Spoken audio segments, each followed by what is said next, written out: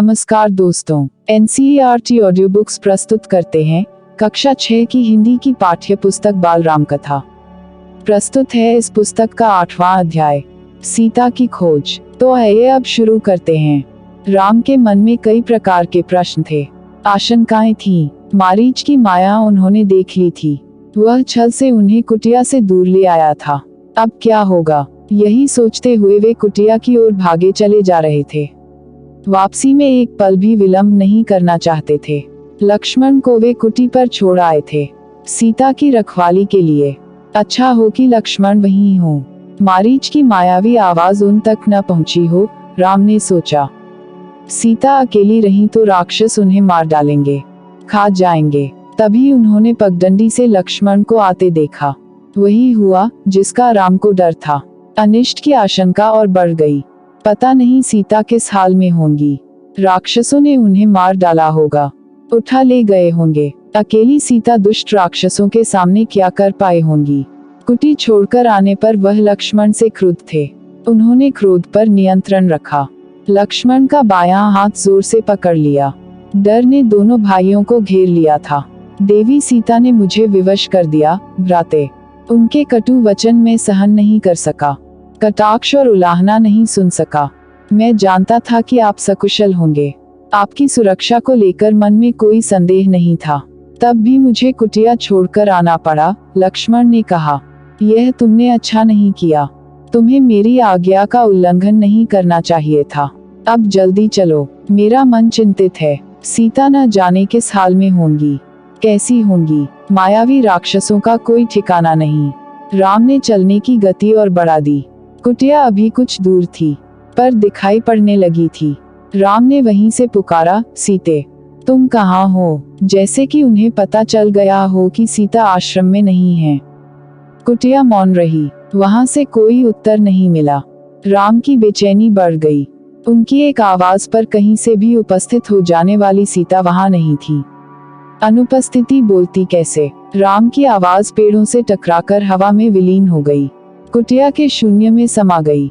राम पुकारते रहे, उत्तर में उन्हें हर बार सन्नाटा ही मिला। चुप्पी हर ओर थी। हर दिन हवा में झूलने वाले पत्ते शांत थे, लताएं गुमसुम पड़ी हुई थीं, चिड़ियों की चहक लुप्त थी। कुटिया के निकट घूमने वाले पशु पक्षी चुप खड़े थे, सब स्तब्ध। राम भागते हुए आश्रम पहुँचे। कुटिया में जाकर देखा, सीते, सीते पुकारते हुए उन्होंने आसपास की हर जगह देखी। पेड़ों झाड़ियों के पीछे गए, उन स्थानों की ओर भागे जहां सीता जा सकती थी। सीता का कहीं पता न था। शोक से व्याकुल राम रोने लगे। सीता से बिछुड़ना उनके लिए असहनीय आघात था। वे सुध बुध भुला बैठे। विरह में वे गोदावरी नदी के पास गए। उससे पूछा, तुमने सीता को कहीं देखा है? नदी ने कोई उत्तर नहीं दिया। वे पंचवटी के एक एक वृक्ष के पास गए, सबसे पूछा, कोई सीता का पता बता दे। हाथी के पास गए, शेर से पूछा, फूलों के पास रुके, चट्टानों पत्थरों से प्रश्न किया। शोक संतप्त राम भूल गए कि चट्टानें नहीं बोलती, पेड़ पौधे बात नहीं करते, उनकी भाषा मौन है, उनके उत्तर भी मौन ही हैं। राम की मानसिक स्थिति विक्षिप्त जैसी थी। एक बार उन्हें लगा कि सीता वहीं है, कुटिया के पास, अभी भागकर पेड़ के पीछे छिप गई हैं, उन्हें खिंचाने के लिए। मेरे साथ परिहास मत करो, सीते। राम उस पेड़ की ओर दौड़ पड़े। वहां कोई नहीं था। वे निराश होकर पेड़ के नीचे बैठ गए। राम का दुख लक्ष्मण से देखा नहीं जा रहा था, उनका व्यवहार सहन नहीं हो रहा था। वे राम के निकट गए। विलाप करते राम ने कहा, मैं सीता के बिना नहीं रह सकता। तुम अयोध्या लौट जाओ, लक्ष्मण। मैं वहां नहीं जाऊंगा, यहीं प्राण दे दूंगा। मैं सीता के साथ आया था, उसके बिना कैसे लौटूंगा? नगर वासियों को क्या मुंह दिखाऊंगा? तुम जाओ, मुझे यहीं छोड़ दो। आप आदर्श पुरुष हैं, आपको धैर्य रखना चाहिए। इस तरह दुख से कातर नहीं होना चाहिए। हम मिलकर सीता की खोज करेंगे। वे जहाँ भी होंगी, हम उन्हें ढूंढ निकालेंगे। सीता हमारी प्रतीक्षा कर रही होंगी। लक्ष्मण ने उन्हें ढाल से बंधाते हुए कहा। राम शांत हुए, पर थोड़ी ही देर में, हाँ प्रिय कहते हुए पुनः विलाप करने लगे। इसी बीच आश्रम के आसपास भटकने वाला हिरणों का एक झुंड राम लक्ष्मण के निकट आ गया।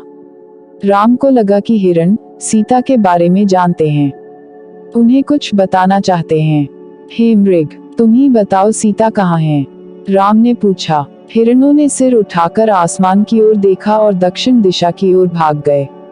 राम ने संकेत समझ लिया, हमें सीता की खोज दक्षिण दिशा में ही करनी चाहिए। उन्होंने लक्ष्मण से कहा, हिरण उसी ओर गए हैं। वन में भटकते हुए उन्होंने एक टूटे हुए रथ के टुकड़े देखे। मरा हुआ सारथी और मृत घोड़े भी थे। वन में रथ का क्या प्रयोजन? उसके टूटने का क्या अर्थ? राम असमंजस में पड़ गए। लगता है थोड़ी देर पहले यहाँ संघर्ष हुआ है, लक्ष्मण ने कहा। यह पुष्पमाला वही है जिसे सीता ने वेणी में गूंथ रखा था। निश्चित तौर पर सीता राक्षसों के चंगुल में फंस गई हैं। यह माला संघर्ष के दौरान वेणी से टूटकर गिरी होगी, पर यह रथ कैसे टूटा? राम सोचने लगे। सीता के संघर्ष से यह नहीं टूट सकता। अवश्य किसी ने राक्षसों को चुनौती दी होगी, उनसे युद्ध किया होगा। वहां से थोड़ी ही दूर राम ने पक्षीराज जटायु को देखा, पंख कटे हुए, लहूलुहान, अंतिम सांसें गिनते हुए। हे राजकुमार, सीता को रावण उठा ले गया है, मेरे पंख उसी ने काटे। सीता का विलाप सुनकर मैंने रावण को चुनौती दी। उसका रथ तोड़ सारथी और घोड़ों को मार डाला, रावण को घायल कर दिया, पर मैं सीता को नहीं बचा सका। रावण उन्हें लेकर दक्षिण पश्चिम दिशा की ओर उड़ गया। कहते कहते जटायु ने प्राण त्याग दिए। राम ने आगे बढ़ने से पहले जटायु की अंतिम क्रिया की। वे सोचते रहे, पछताते रहे, यह कैसा विधान है? मैं तो कष्ट में हूँ ही, मेरी सहायता करने वालों को भी इतना कष्ट। राम की आंखें नम हो आईं। उन्होंने जटायु को अंतिम बार प्रणाम किया। जटायु ने सीता के बारे में महत्वपूर्ण सूचना दी थी। रावण का नाम बताया, दिशा बताई जिधर सीता को लेकर वह गया। राम जटायु की चिता के पास मौन खड़े। यह समय विलाप करने का नहीं है, हमें तुरंत दक्षिण पश्चिम दिशा की ओर जाना चाहिए। सीता उधर ही होंगी, लक्ष्मण ने तत्परता दिखाई। आगे का मार्ग और कठिन था। राम और लक्ष्मण को लगभग हर दिन राक्षसी आक्रमणों से जूझना पड़ा। अनेक कठिनाइयां आईं, अवरोध मिले। दोनों राजकुमार प्रत्येक बाधा पार करते चले गए। उनके सामने लक्ष्य स्पष्ट था, दिशा तय थी, उन्हें कोई नहीं रोक सकता था। वन मार्ग जितना कठिन होता गया, उनकी दृढ़ता बढ़ती गई।